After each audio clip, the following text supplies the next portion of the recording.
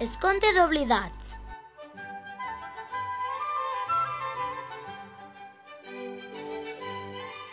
Vet aquí que una vegada, no fa massa temps, els nens i nenes van deixar de llegir contes. Mentre ells jugaven i jugaven, els contes estaven cada cop més oblidats a l'armari. Nens i nenes preferien anar al pati, jugar a l'ordenador, jugar a futbol, mirar la tele, qualsevol cosa menys llegir contes. Els personatges dels contes ja no podien viure dins la imaginació dels nens, perquè ningú no se'ls llegia. Vet aquí que un dia, quan els nens ja havien marxat de l'escola, es va produir un estrany miracle.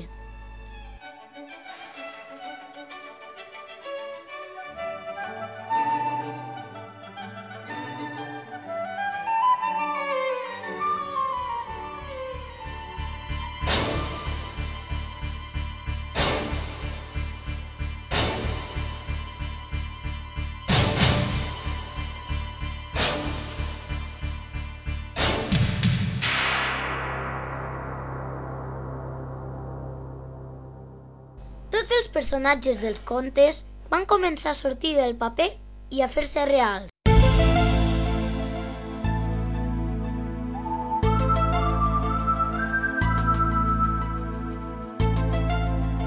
La Ventafocs, en Patufet, en Dràcula,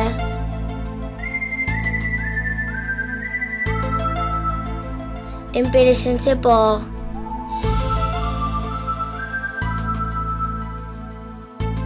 el Pinocho,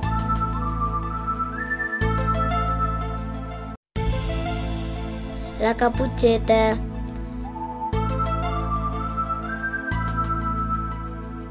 la Rínxols d'Or,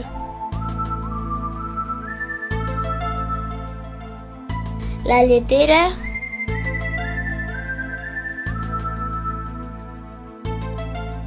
i el Pagès i el Diable. Tots desapareixien de les pàgines de paper i es tornaven personatges de carn i ossos. Que guai! Hem sortit dels contes!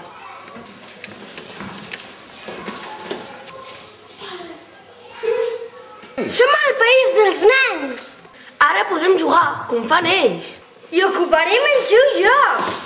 I jugar als ordinadors com fan ells. I fem mal a tothom. I mossegar tots els nens i nenes. L'endemà, quan els nens van arribar a l'escola, van trobar la classe ocupada.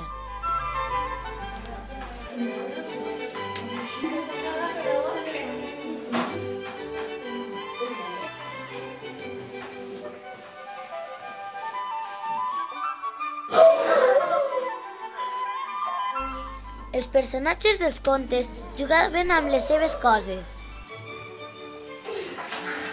Aquesta és la meva taula. Ara no. Ara no. Aquesta és la nostra taula. Ara ja no. Aquestes joguines són nostres. Ara ja no.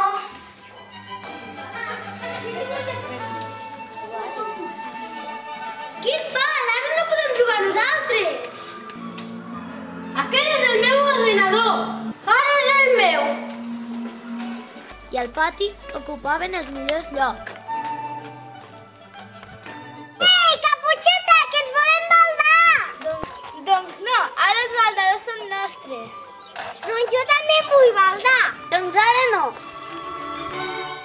Mentrestant, el Diable i en Dràcula corrien darrere dels nens que fugien espantats.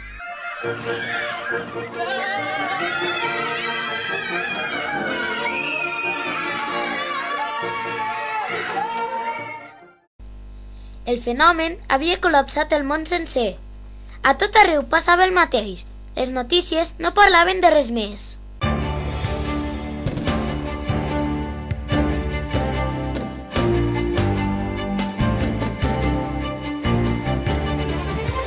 Obrim el telenotícies parlant de nou de la fuita dels personatges dels contes.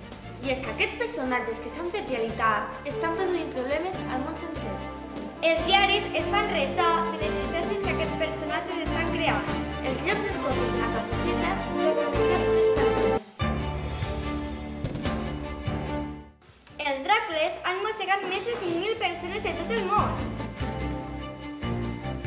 El gegant del Pi ha fet caure una de les torres de la Sagrada Família. Els dracs es mengen les donzelles, mentre els cavallers de Sant Jordi passen de tot. La nostra corresponsal, Aida Massot, ha pogut entrevistar alguns dels personatges escapats. Avui estem amb la Ventafocs, Patufet, la Caputxeta, el Pagès, el Diabli, el Pinotxo, la Rínxol d'Or. Volem saber per què heu sortit dels contes. Perquè ningú ens llegia i ens estàvem morint de fàstic. Cada cop que un nen o nena ens llegeix, nosaltres passem a viure dins la seva imaginació. Sense lectura no podem viure. I com es pot arreglar aquesta situació tan difícil que s'ha creat? Doncs, llegim, llegim i llegim. Quan els nens tornin a llegir, nosaltres tornarem als contes. Fins aquí l'entrevista d'avui. Tornem la connexió als nostres estudis. Gràcies, Aida, per aquesta magnífica entrevista. Sembla que la solució és a les nostres mans. Efectivament, és per això que els governs de tot el món fan una crida a la mainada perquè tornin a llegir contes. Fins aquí les notícies d'avui. Ai, ai, ai! Sisplau, nens i nenes, llegiu, llegiu, llegiu!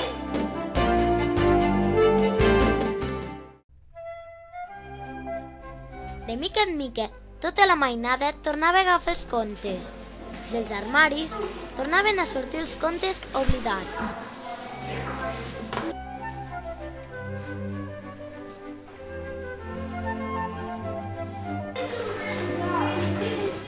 A mesura que anaven llegint, els personatges desapareixien de la realitat i tornaven a aparèixer a les pàgines dels contes.